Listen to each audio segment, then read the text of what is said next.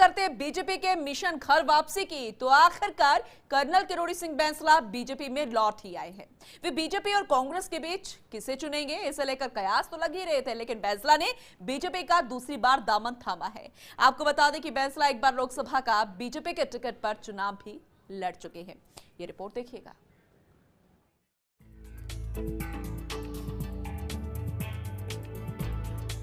कुछ दिनों पहले ही गुर्जर आरक्षण आंदोलन के पटापेक्ष के बाद कर्नल किरोड़ी सिंह बैंसला ने मुख्यमंत्री अशोक गहलोत से मुलाकात की और उन्हें फौजी मुद्रा में सैल्यूट किया। तब सियासी हलकों में चर्चा चल पड़ी थी कि कर्नल बैंसला और उनके पुत्र विजय बैंसला कांग्रेस में आ सकते हैं। बात भी चली और अजमेर से टिकट के लिए नाम भी चला। किन्हीं कारणों से ऐसा हो नहीं पाया। इसी दरमियान बीजेपी से संपर्क हुआ। वसुंधरा राजे को भी वो सैल्यूट कर चुके हैं। संपर्क था, बीजेपी केंद्रीय नेतृत्व से बात चली, टिकट की बात आगे नहीं बढ़ पाई, पर बीजेपी में वापसी का रास्ता साफ हो गया।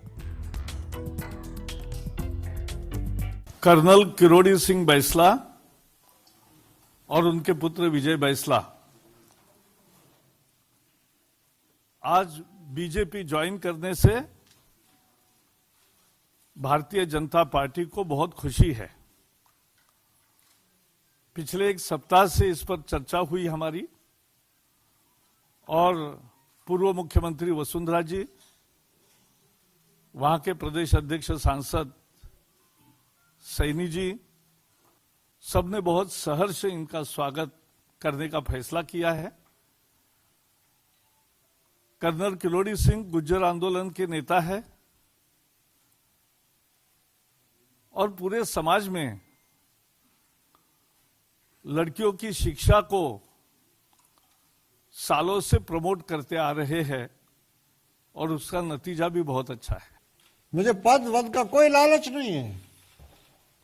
आई as an ordinary worker of this grand party, मैं चाहता हूं कि जो पिछड़ा वर्ग है उनको उनका आरक्षण के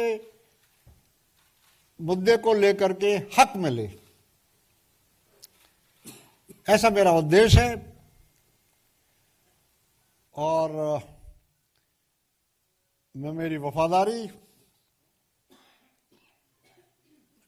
निष्ठा आप सबको प्लेज करता हूं, प्रधानमंत्री जी को प्लेज करता हूं। Let's join hand together and create a history old boy.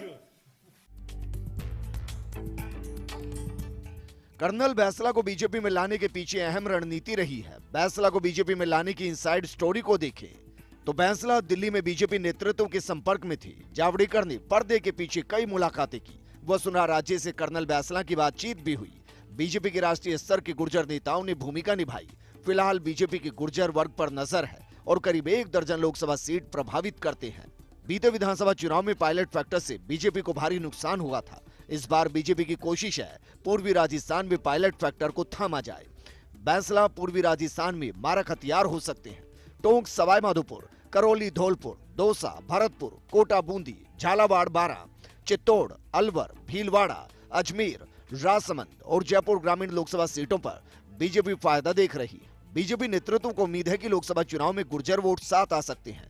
Bainsla सामाजिक व्यक्ति के साथ ही आंदोलनकर्ता के तौर पर राष्ट्रीय स्तर पर चर्चित रहे हैं। ऐसे में बीजेपी उनका इस्तेमाल पश्चिमी उत्तर प्रदेश में कर सकती है। इसके अलावा बैंसला को यूपी में भी प्रचार के लिए भेजा जा सकता है। जब गुर्जर समाज आरक्षण की मांग तो कर रहा था, लेकिन आंदोलन प्रभावी नहीं हो पाया था।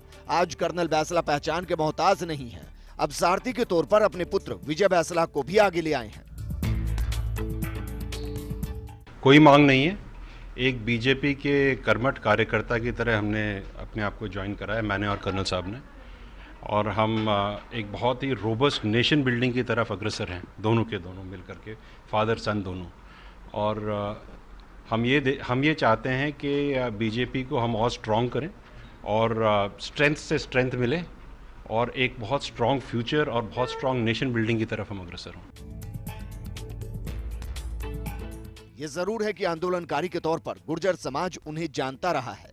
राजनेता के तौर पर स्थापित होने के बाद कितनी धार समाज में रह पाएगी, इसे लेकर संशय है। राजनीति उन्हें पहले भी रास नहीं आई थी। बहरहाल ये तात्कालिक चुनावी घटनाक्रम है, लिहाजा परिणाम आने के बाद समय नहीं लगेगा।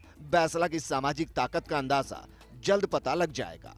Yogesh Sharma, first India news, Jaipur.